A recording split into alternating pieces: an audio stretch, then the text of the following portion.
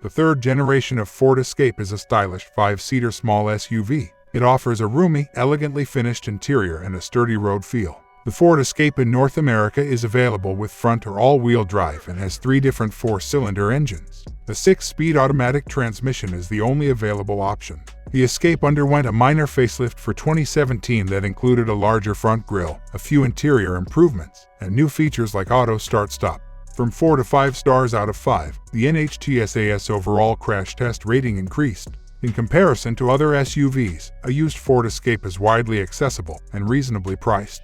What are the reported issues and which engine will last longer and be less expensive to maintain are the main topics of today's video. And just before we start, please make sure you've subscribed to the channel.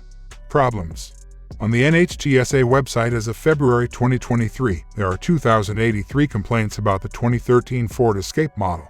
The 1.6 liters engine stalling and overheating are the main complaints. To address the problem, Ford issued the 13S12 recall. Even after the recall, some Escape owners claim that the 1.6 liters engine still overheats. For specific 2017 to 2019 Escape vehicles equipped with the 1.5 liters EcoBoost engine, the Service Bulletin 1923-75 describes a problem where coolant intrusion in the cylinder may result in low coolant levels, white exhaust smoke, and other drivability issues. The bulletin recommends replacing the short block and related parts if the diagnostics reveal that the issue is real. Given that overheating is a common contributor to EcoBoost engine issues, it's crucial to maintain the engine coolant at the proper level and to have the car checked out if the overheating warning light comes on or if there are any indications of coolant leaks. The water pump, coolant expansion reservoir, and heater hose are common places for the 1.6 liters engine's coolant to leak.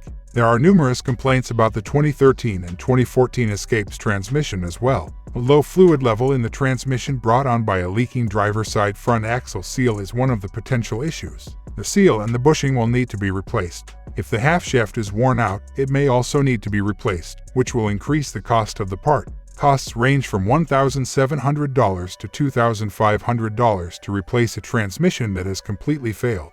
The 2.0 liters GTDI engine in the 2013 and 2014 Escape can have a wiring harness issue that can lead to various drivability issues, including stalling. This issue was addressed in the recall 14S17. A stuck turbo boost control valve solenoid, a ruptured vacuum line, or a defective turbocharger bypass valve are all potential causes of the code P234. A vacuum line and a solenoid are inexpensive to replace. The issue with the codes P234, P245, P246, and P299 is mentioned in the Ford Service Bulletin 15162 for the 2013 to 2016 Escape with the 1.6 liters engine. The bulletin advises checking the charge air cooler tubes and vacuum lines, and if everything is in order, replacing the solenoid that controls the turbocharger's wastegate.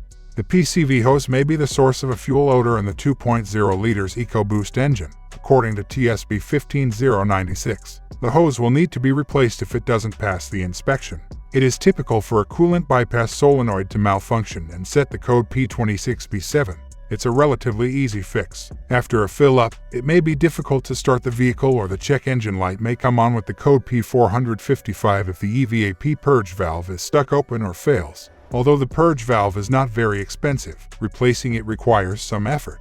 When driving over bumps, faulty rear shock absorbers can cause a rattling sound from the back. The cost to replace both rear shocks ranges from $170 to $280. A problem with an all-wheel drive system causes the vehicle to exhibit a clunk, shudder, or chattering from the rear axle when turning at slow speed. According to the Service Bulletin SSM 46965 for the 2013 to 2018 Escape, when making sharp turns, it feels like the rear axle is binding.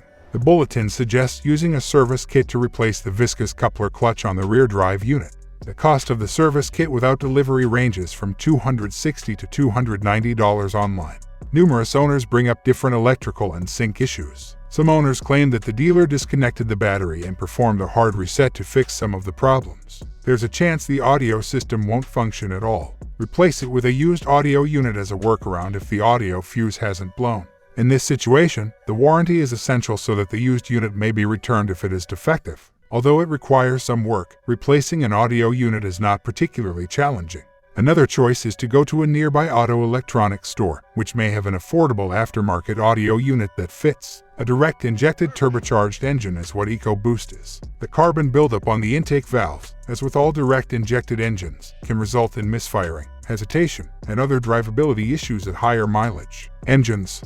2.5 liters Duratic. The base front-wheel drive Escape models feature a modernized, naturally aspirated 4-cylinder 2.5 liters Duratic engine with 168 horsepower. It is a straightforward workhorse with a typical multi-port fuel injection system. This engine is more dependable and will be less expensive to maintain over time. We advise the 2.5 liters engine for used Ford Escape purchases. 1.6 liters EcoBoost. Advanced gasoline turbocharged direct injected motor with 178 horsepower. It is a standard feature on the well-liked C-trim level. It has experienced its fair share of issues in the early model years, as is frequently the case with smaller turbo engines. 1.5 liters EcoBoost. In 2017, it took the place of the 1.6 liters engine. Ford was able to squeeze 179 horsepower out of an even smaller engine. It is a contemporary fuel-efficient engine, but it has also experienced problems with the coolant.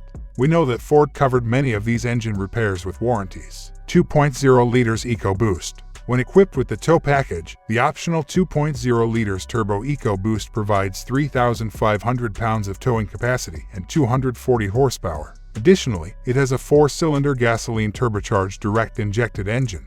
Overall, the engine is strong, but in order for it to last, it must be properly maintained, and some repairs at higher mileage can be expensive. Timing chains are present in the 2.0 liters EcoBoost and 2.5 liters Duratic engines.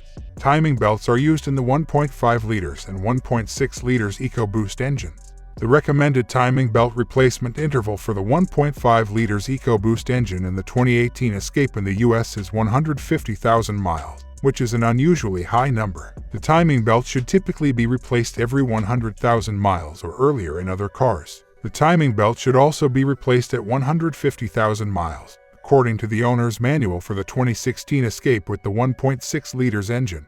Summary. The most dependable and simple to maintain trim level is the front-wheel drive, 2.5 liters non-turbo engine Escape. The 2017 to 2019 Escape's EcoBoost 1.5 liters turbo engine is more problematic, though some issues were covered by the warranty. The best years to buy a 1.6 liters model are 2015 and 2016. Stay away from 1.6 liters models from 2013 to 2014. Given that the majority of complaints are regarding the engine or transmission, if you are purchasing a used Ford Escape, think about getting an extended warranty for the powertrain. Before purchasing, have the car thoroughly inspected to look for coolant leaks and other issues. The cooling system in EcoBoost engines requires extra care. The NHTSA website listed 17 recalls for the 2013 Escape, 15 for the 2014 Escape, and only 7 for the 2015 model. Consumer Reports gave the 2013 and 2017 to 2019 Escape reliability ratings of below average as of July 2022, while giving the 2015 Escape a above average rating. The Escape received average ratings in 2014 and 2016.